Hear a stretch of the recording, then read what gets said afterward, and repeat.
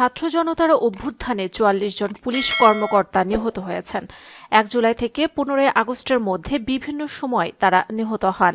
বুধবার জুলাই গণ অভ্যুত্থানে বাংলাদেশে সংগঠিত মানবাধিকার লঙ্ঘনের তদন্ত প্রতিবেদনে এ তথ্য জানিয়েছে জাতিসংঘ।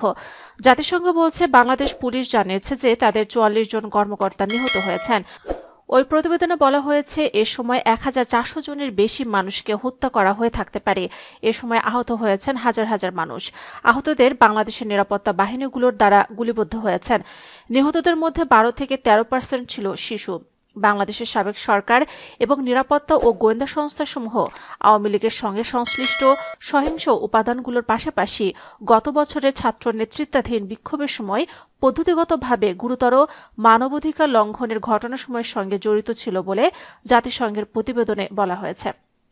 অন্তর্বর্তীকালীন সরকার প্রধান উপদেষ্টা মোহাম্মদ ইউনূসের অনুরোধে জাতিসংঘের মানবাধিকার কার্যালয় সেপ্টেম্বর মাসে একটি দল প্রেরণ করে, যার মধ্যে মানবাধিকার অনুসন্ধানকারী, একজন ফরেনসিক চিকিৎসক এবং একজন অস্ত্র বিশেষজ্ঞ অন্তর্ভুক্ত ছিলেন, যাতে মরণঘাতী ঘটনাগুলোর বিষয়ে একটি স্বাধীন ও নিরপেক্ষ তথ্য অনুসন্ধান পরিচালনা করা হয়।